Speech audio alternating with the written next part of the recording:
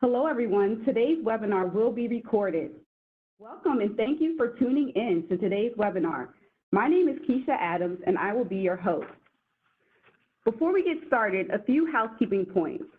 For audio, follow the audio connection prompt to either have the event call you, dial in using the number provided, or use your computer for audio. All phones should be muted during the session. If you have any technical issues or questions, submit using the Q&A console on the right side of your screen. To resize the presentation, drag the lower right corner of the slide area. We'll have a Q&A following the webinar. Lastly, we expect today's webinar to run about 45 minutes depending on questions. And with that, let's get started. I would like to introduce our featured speaker, Brian Harvey, Blue Cross Blue Shield Association's Executive Director of the Health of America. Brian, please take it away. Thanks, Keisha. As Keisha said, I'm Brian Harvey, and it's a pleasure to be here with you today. I lead the Health of America initiative, which is a initiative that the Blue Cross Blue Shield Association started about 5 years ago to take advantage of what is an unprecedented data asset that had been created by assembling administrative claims data from all 36 Blue Cross Blue Shield member plans into one central place. That data had been used for operational effectiveness measures, benchmarking, and the like, but there was a realization 5 years ago that it could be used for much more. It could be used for data-driven insight, data-driven insights and creating essential research on population health, to enabling the understanding and the inspire quality and enable communities to spark real change by focusing on the effective outcomes. And that's really the vision that we have with the program, is that it is going to drive community-based change in the Health of America.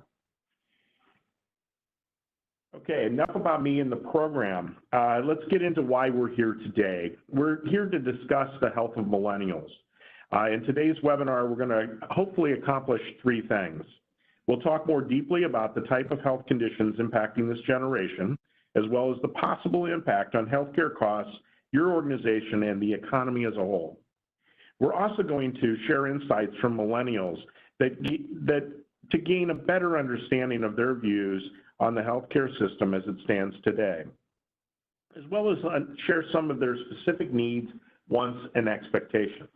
And finally, we'll talk about reversing these trends and providing ideas that may inspire you to rethink the ways you tailor your health plan design in order to meet the needs of your millennial employees.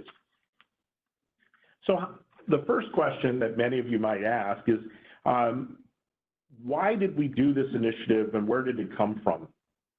And it all started a little over 18 months ago. As we were studying the output of the Blue Cross Blue Shield Health Index, which is a central singular measure of health that we use to understand how healthy an individual population is relative to other populations. We looked at this health index score based on an age curve, and we were doing a generational health assessment overall across multiple generations. What we expected to see is that the decline in our index score would start in the mid-30s, roughly around age 35. That's what the popular literature would indicate is when adults start to onset chronic conditions that degrade their overall health. Instead, when we looked at it, we saw that the downturn in health started at age 27, precisely in the middle of the millennial generation age range in 2017. That concerned us and surprised us. We also then looked at other recent condition-based reports that we had done as part of the Health of America program. And what we discovered is that within this millennial population age range, we saw significant prevalence rate increases for diabetes, for major depression, and for hypertension. And all of that combined gave us the inspiration to study millennials in a little bit more depth. So we did that, and we created the first report that we released last April on millennial health. We also conducted other initiatives to try to better understand what was going on with this population. We conducted listening sessions, we conducted surveys, and we partnered with an external partner, Moody's Analytics, to try to forecast how these health trends could impact the future.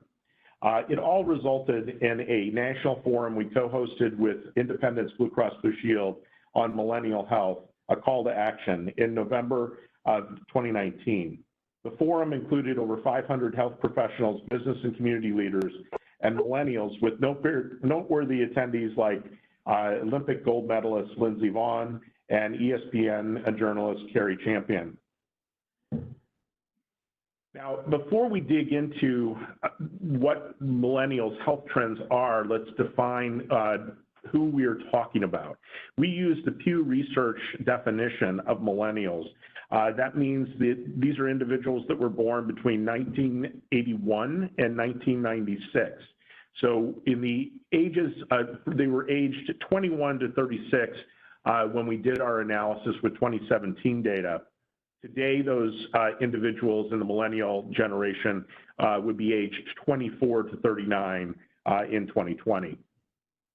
Today's millennials make up 35% of the U.S. workforce, and within the next 10 years, they're projected to become over 75% of the workforce.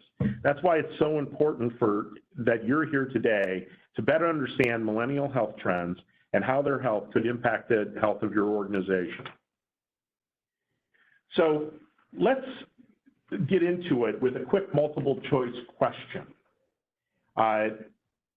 We're going to poll the group. So you should see a question on your screen, and the question is, of the millennials we surveyed, what percentage said they only see a doctor when they're sick or in need of urgent care? Is that A, 67%, B, 51%, or C, 32%?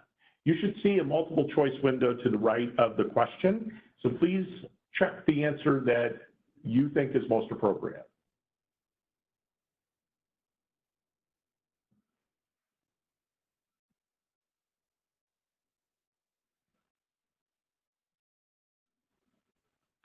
So it looks like the response from the group is mostly the correct answer, which is A, 67%. So 91 of you got that right, so that's great. So 67% of the millennials don't go to the doctor unless they're sick or in need of urgent care. That's interesting insofar as it's very different than what baby boomers say. Only 39% of boomers had the same response. So millennials are being, much more cautious in seeking care and only going to the doctor when they need that care versus going for wellness visits. Despite of not going to the doctor on a regular basis, 83% of the millennials we surveyed, or perhaps because of, consider themselves to be in good or excellent health. So that might make us think that the millennial health should be actually trending in a positive direction.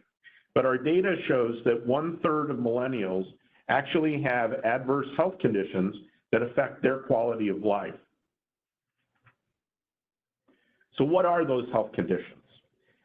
What you see here is the top 10 conditions that impact millennial health or adverse health for millennials. The prevalence rates for all of these conditions are increasing, but 3 stand out. Major depression with a 31% increase, hyperactivity with a 29% increase, and type 2 diabetes with a 22% increase. Those are very striking and very concerning, particularly the hyperactivity one, which is really adult onset ADHD. Of note, the 6 of these conditions are also behavioral health related conditions. So we have major depression, substance use disorder, alcohol use disorder, hyperactivity, psychotic disorders, and type 2 diabetes. Psychotic disorders and tobacco use disorders. Those 6 are all behavioral health related, and those come out as one of the key areas for us to focus on from our listening sessions, and we'll get into that in a second. So the other question that we were posed is whether or not millennials are actually different than Gen Xers were at the same age. Because we do have multiple years of data, we were able to look at Gen Xers when they were age 34 to 36, and then compare those to millennials when they were at age 34 to 36. And what we found is that overall, millennials are 11% less healthy than Gen Xers were at the same age, at 34 to 36.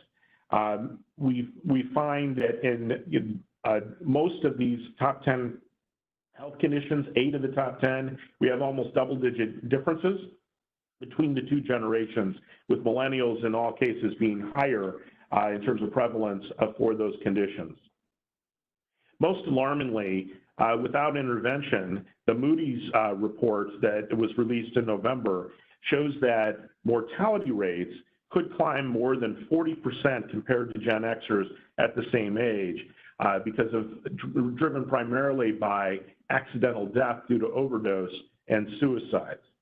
So that's why we are having discussions like this and focusing on the long-term health as a critical component of not only maintaining the overall well-being of this generation, but the health of your organizations.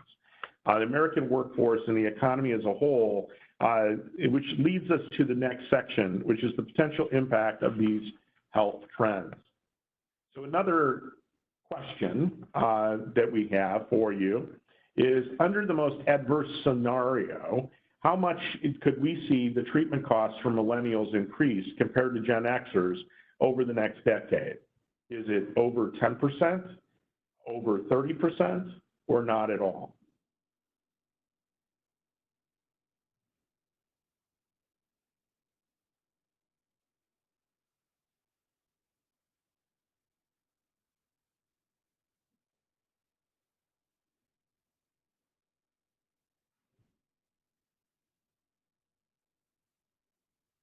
Okay, good. Again, it looks like the group got the right answer. It is over 30%, and 134 of you actually answered that question, so that's great to know that. And how do we know this? Well, we partnered with Moody's Analytics to forecast the potential impact on millennial health trends. And much of what we're about to share on the projections from Moody's is based on our data, but also their analysis of externally available data on mortality and other economic indicators. By working with Moody's, we were able to project these future healthcare costs based on the treatment costs of the top 10 conditions impacting millennials. And when you see the numbers on the chart, that number is indeed in billions. Plus, the youngest generation millennials won't turn 40 for another 17 years, increasing the cost. Increased costs are expected to continue even into the next decade and beyond. As you can see, under the most adverse conditions and adverse scenario, we could see a 33% higher treatment cost compared to those for Gen Xers over the next decade. One last note on the Moody's analysis, they project poorer health could actually end up costing millennials $4,500 per year in per capita income.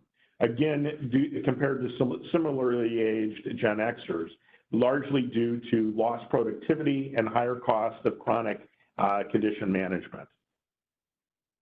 So next, we're going to turn to how our employers are affected by all of this. As employers, you bear a large burden and large portion of your employee healthcare expenses. So increased costs can hurt your bottom line.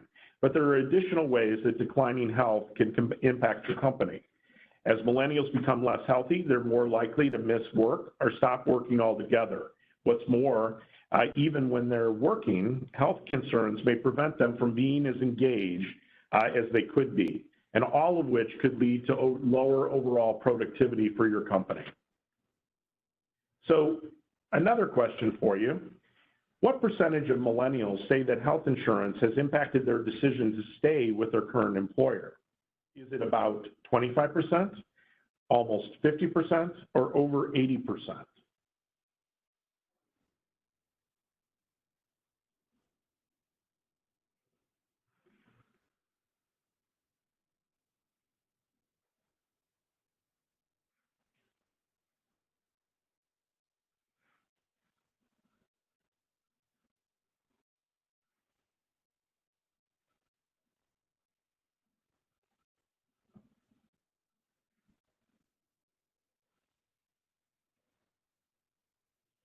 Okay, so the consensus is sort of a tie between A and B, and unfortunately that's not the right answer.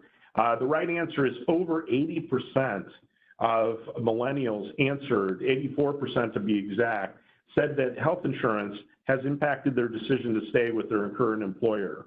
And only 54% of boomers agree. It's important to know, why we know this. We know this because of our endeavor to try to understand not only the what that the data was telling us, but the why behind that data. And that's where we got that from our listening sessions, as well as the surveys we conducted with millennials across the United States. And, we learned things that surprised us, like millennials, instead of being not that concerned about their benefits, really are concerned about their benefits, and they're using it to drive their choice of employers as they're seeking employers and deciding to stay at their current employer. So the survey that I've been referring to was just one of the ways we reached out to the millennials to get their thoughts on healthcare. To dig deeper, to get firsthand insights from millennials, we also connected with millennials in the following ways.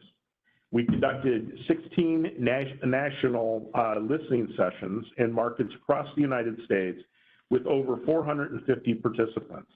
We also reached more than 8,000 overall respondents, including 2,000 millennials, in surveys that we conducted across the United States.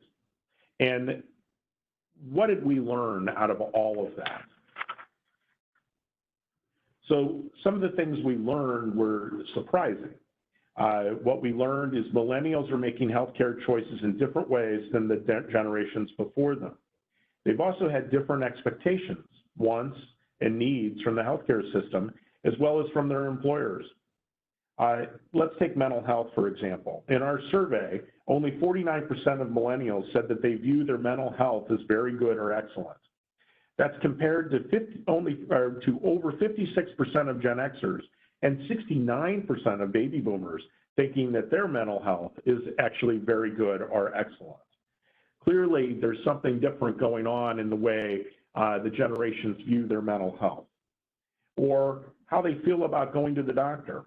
As we pointed out earlier, 67% of millennials only see a doctor when they're sick or in need of urgent care. Compare that to 59% of the boomers saying the same, or the Gen Xers saying the same, and only 39% of boomers agreeing. And then they're on the review of costs. 47% of millennials have delayed or avoided medical treatment because of healthcare costs, whereas only 33% of Gen Xers and 14% of baby boomers have done the same. So clearly there are generational differences, and we wanted to drive into why those generational differences exist and what the millennials really are looking for versus other generations. In our listening sessions, we sat down with millennials, healthcare professionals, employers, and community leaders to discuss how this generation currently uses the health system and what needs to be improved in order to better their overall healthcare experiences. We came away with a focus on 3 key areas around millennial health. First, breaking down the barriers to care. Second, embracing the whole person care. And third, creating a culture of health. So let's start with access to care. When we asked millennials, many of them said what Betsy from Cedar Falls, Iowa said. She was a millennial participant in our listening session in Des Moines.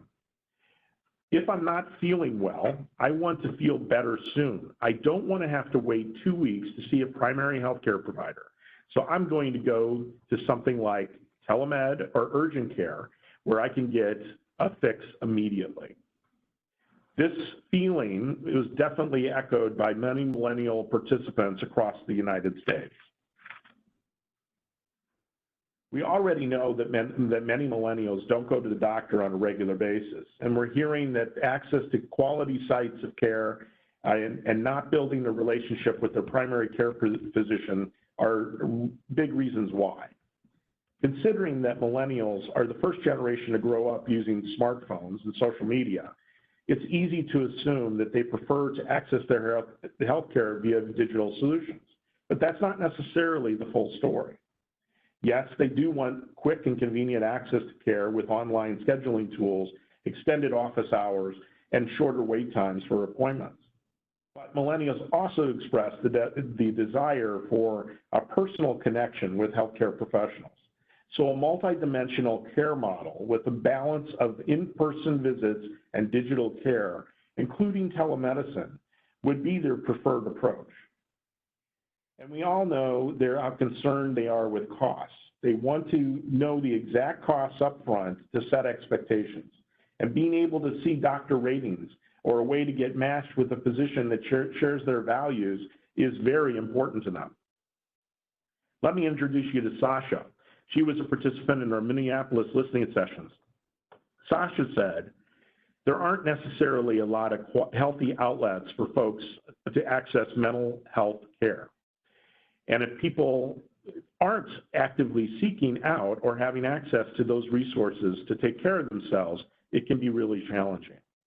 And that is really in keeping with what we heard in multiple sessions from multiple individuals, where healthcare access was a particularly acute issue in many rural communities around mental health and mental health care.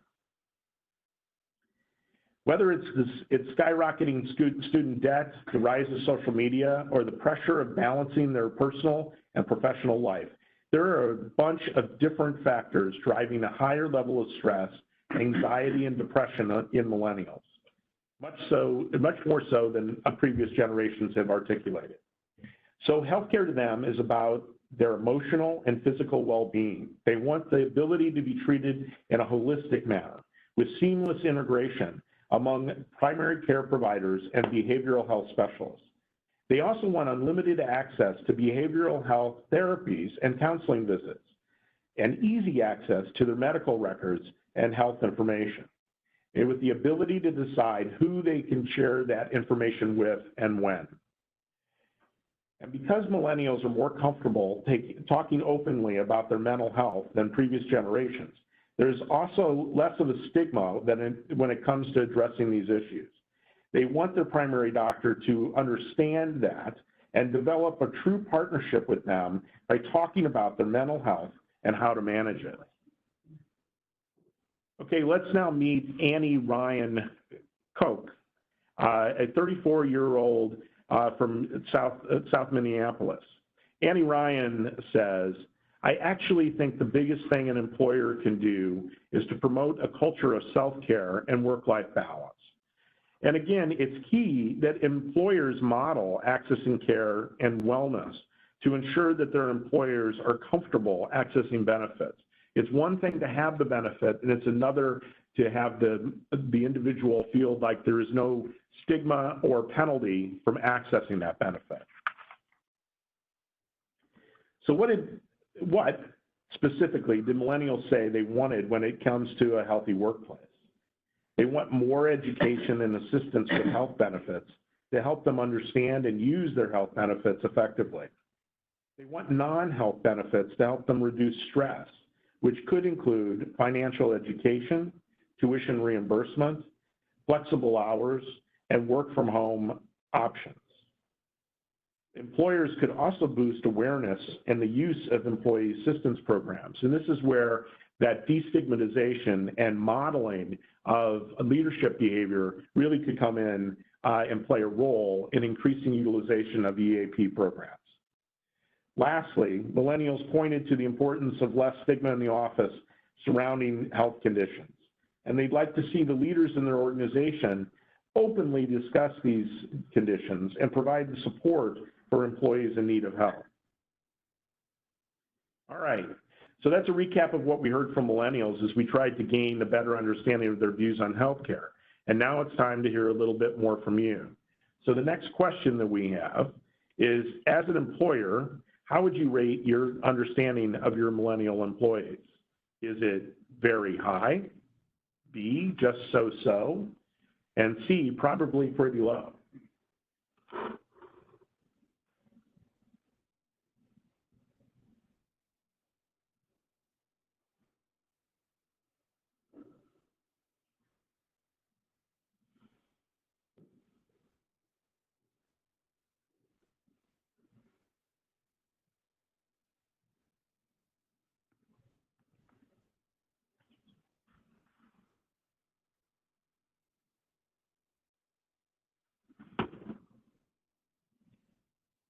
Okay, so the poll results are in. The majority of you are saying it's just so-so, which means we still have some work to do in helping to share a little bit more information, but it's better than probably pretty low, so we'll keep going. Our next topic really is, I think, of keen interest to myself and you, is how do we reverse this trend? So how do we get this generation on a path towards better health? Based on our learnings to date, here are some actionable steps you can take to address the health challenges facing millennials. Start by working with your health plan partner to review the health status of your millennial employees. How do they compare to the national trends? Conduct surveys and hold group or one-on-one sessions to measure how satisfied millennials are with their current benefits. And if you haven't done so already, set up a mechanism that helps you obtain regular feedback and promote what kind of an open dialogue within your organization. When creating a plan to move forward, focus your efforts on the 3 key themes or areas that we discussed earlier when we were talking about what millennials want. Improving access to care, embracing whole person care, and creating a culture of health. So when that means doing those things, you need to understand how you can best communicate what millennials are actually seeking. So let's start by breaking down the barriers of care to provide better access. Ask your health plan partner to include in-network providers that include multidimensional care model, balancing in-person visits with digital care like telemedicine.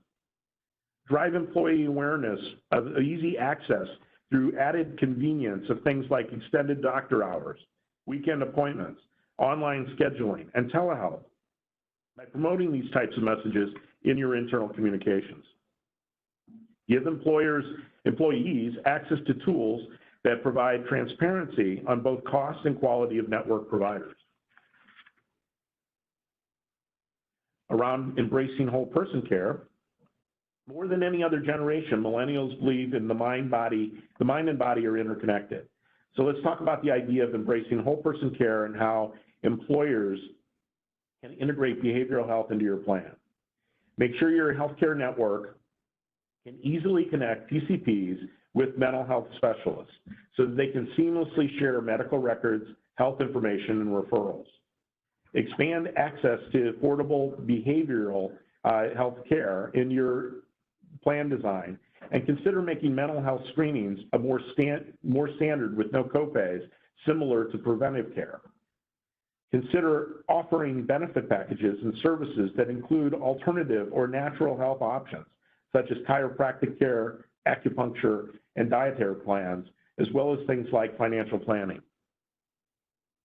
Millennials are challenging employers to rethink the benefits and wellness programs, help and manage their employees' health. And they say employers that offer good benefits are viewed as investing in and caring about their employees, which in turn increases their loyalty to the organization. How then can we go beyond traditional healthcare benefits to appeal to millennials and create a culture of health? We heard that educating millennials on their healthcare benefits is a good place to start. So perhaps you can explore doing a mix of different things like lunch and learns, town halls, coffee talks, and one-on-one sessions with HR to help them better understand their benefits and how to navigate them. Openly encourage your workforce to discuss mental health issues and to lessen the stigma and take full advantage of the employee assistance program benefits. Consider offering non-healthcare benefits, tuition reimbursement, work at home options, and encouraging employees to take their paid time off and to help reduce stress and anxiety. We've gone over a lot. So how do you take all of these insights and ideas and turn them into solutions? Because we've been collaborating so closely with the key stakeholders in local communities throughout this journey, the Blues have been working on solutions to better serve millennials and to address their unique needs. Examples of these solutions include technology-based services, improved access to behavioral health, offerings that simplify the healthcare experience. And hopefully, this can give your organization some ideas to build from. Take Anthem BCBS, for instance, in their telehealth service called Live Health Online. It connects patients to licensed therapists via phone, tablet, or computer, so they are able to access care when they need it. Blue Shield of California is putting a new spin on the traditional wellness programs with Wellvolution, a digital lifestyle medicine and healthcare platform that provides members guided, on-demand access to a tailored network of clinically proven health management and wellness resources. An interesting thing about this program is it goes beyond the wellness and preventative measures and embraces the importance of lifestyle medicine as a curative with proof that some chronic conditions can shift into reverse. And millennials are among the early adopters. About 1 in 4 of the early adopters in this program are millennials. Our next spotlight is on Blue Cross Blue Shield of Kansas City. Months of customer interviews, particularly with millennials, inspired Blue Cross Blue Shield of Kansas City to design a new simplified healthcare experience called SpiraCare. This product gives members access to integrated behavioral health and primary care services, encourages preventative care, and connects members to care guides who help them understand their care and their coverage. Independence Blue Cross is helping members navigate mental health care with their On to Better Health platform, a free web-based confidential screening for 6 conditions, including anxiety and depression. Based on the results, they also receive a personalized plan for digital programs and resources in a member portal, including cognitive behavioral therapy, to help them manage their conditions. And finally, Wellmark created a one-stop online source of personalized care information. Millennial employees can see how close they are to meeting their deductibles or out-of-pocket maximums, know what visits will cost before they go, find in-network providers, and even see patient ratings of doctors. They also teamed up with Doctor on Demand to help employees connect with virtual doctors to treat common conditions and prescribe medications, as well as find virtual mental health care. Well, that leads us to our last question. How likely are you to consider new strategies to address the unique needs and expectations of millennials in your workforce? Is it A, extremely likely, B, somewhat likely, or C, not very likely?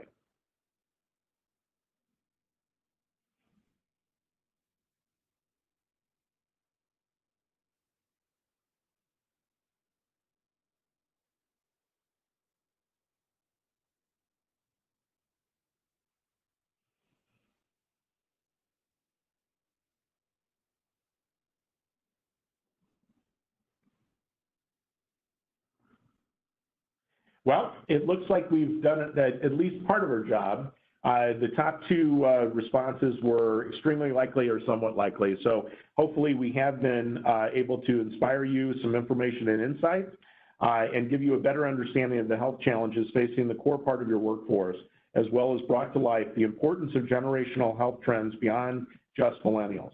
We encourage you to work with your health plan partner and think through the role that these generational differences can play in your approach to plan design, program offerings, and internal communications. It seems that a one-size-fits-all approach may not serve the needs of your entire organization. Blue Cross Blue Shield is deeply committed to creating smarter, better healthcare for employers and their diverse workforces, and will continue our research and efforts around this millennial generation. I'd love to answer any questions that you might have had already. I'll hand it off to Keisha right now to start our Q&A session. Thanks, Brian. Please stay with us if you can. And if you need to drop off, be sure to visit smarterbetterhealthcare.com, where you can download our latest ebook called Working Towards a Healthier Millennial Generation, which has more great information about millennial health trends. All right, so we are going to take the next 10 to 15 minutes to get through everyone's questions here. All right, looks like the first question. So Brian, the question is, do you plan to do any additional research or initiatives this year addressing millennial health? Thanks, Keisha. We do. We're continuing our efforts to really explore this generation. And we're planning a refresh of the report later on this year with a real focus on behavioral health and understanding the individuals within this population that have multiple behavioral health conditions and what impact that might be having on their overall health. Great. And we are also going to release a report that's very focused on women, which is a report on maternal health and maternal health issues within the United States population in the next month or so. And given that there are 83% of the women that were giving birth in our population happen to be of millennial age, we think that this is particularly pertinent for the millennial analysis. Thanks, Brian. Here's the next question. During all your research, what was the thing that surprised you most about millennial health? I think it was really the amount of stress that this generation really is under compared to prior generations. Universally, when we talk to millennials, they talk to us about the stress that they are facing because of finances, because of student debt, and other social related stresses that didn't exist 10 years ago. A number of them talked about the pressure of social media and trying to keep up with the Instagram world and its impossibility to do so. That even when they know that these things are false, it still impacts their self-worth and their feeling of self-value. And these are stressors that other generations just didn't have when they were at this age. And this is leading to their overall feeling of being less healthy and less mentally healthy than prior generations. Thanks, Brian. Here's the next question. What are your thoughts on millennials extending their interest of telehealth to receiving virtual second opinions, where they can virtually connect with a specialist in 3 days or less? I think it absolutely responds to issues that we heard in the listening sessions and access issues that we heard. Millennials really do want to understand what's going on and what is going on with their condition. And if they don't have that alignment with a trusted PCP and they've received a diagnosis, they do want to have that verified. They want to be able to get a quick answer as to whether or not that diagnosis is aligned with what they think of their own health. Here's the next question. Given that millennials don't want to wait for care, so they access urgent care as a primary choice, how does that align with their desire for relationship-driven care? Presumably, you don't always get the same doctor at urgent care. I mean, it's a challenge, and millennials recognize that it's a challenge as well. It's not that they don't want to have a primary care physician. It's just that the current model of a primary care physician in many markets of providing 5 and 10 minute office visits that you have to wait for 3 to 4 months to get scheduled isn't working for them. They want to have a continuous relationship with someone that understands them and understands how they're approaching their health and how they're trying to manage their health. The ability for them to find those type of physicians and those type of providers is the gap in the marketplace right now. All right, the next question is, will you share these materials after the meeting? I'm turning to Keisha, but I think the answer is absolutely yes. Yes, we will have a share recording of the webinar presentation after the meeting, and it will be posted on the website, smarterbetterhealthcare.com. All right, here's the next question. Millennials have a low percentage of engagement in healthcare, wait for urgent care, emergent conditions, but they place high value on job selection based on benefits offers. What would be your point of view on that? Well, it's not that millennials aren't utilizing the health system and not utilizing their benefit. They absolutely are. They're just utilizing it in different ways, and not always with the programs that their employers had predicted them to actually use. So, one good example is employee assistance programs, which not only for millennials, but we've heard from employers across the United States, they have very low utilization rates. When we drove into that and tried to understand why that would be, the answers we got back were interesting. Some of those said that they just weren't even aware of what benefits were in an employee assistance program or how to access them. And even when they asked their HR departments in mid to small size organizations, often those HR departments did not come back with a clear answer and a clear path forward to being able to access those services. The other thing we heard back was the potential stigma that was perceived around accessing a mental health program that your employer was sponsoring that could indeed, perceptually impact their job rating and their job continuity. So again, the importance of an employer being able to model that access to these programs to treat things like substance use disorder, alcohol use disorder, and any other mental health conditions that are out there is critical, because if they don't understand that they can access the benefit, they just simply aren't going to do so.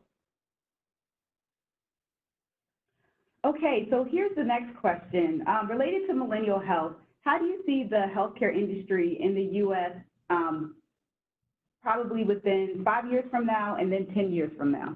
Well, I think there's already some encouraging signs of growth and development and evolution in the healthcare system. We spoke to one physician in Tennessee where his medical group and his primary care group that he was part of had flipped the model and created a triage model of care where people coming into, patients coming into the system to get routine care were being handled by nurse practitioners and other professionals, allowing him, the primary care physician, to be able to spend more time with his patients, spend 20 plus minutes with the patient as opposed to the 5 to 10 minutes that are the norm in the industry, and really be able to, as he described it, ask the next question.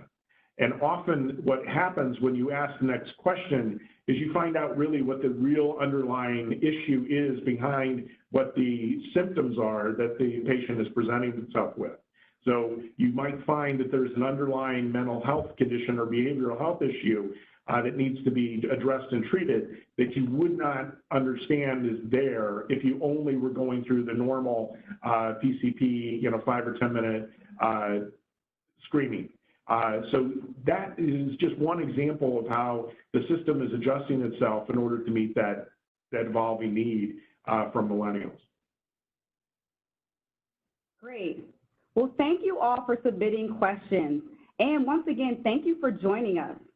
To learn more about millennial health trends and actionable solutions that you can pursue to address the health challenges facing this generation, download our newest ebook and watch highlights from our cross-country listening sessions and national forum at smarterbetterhealthcare.com.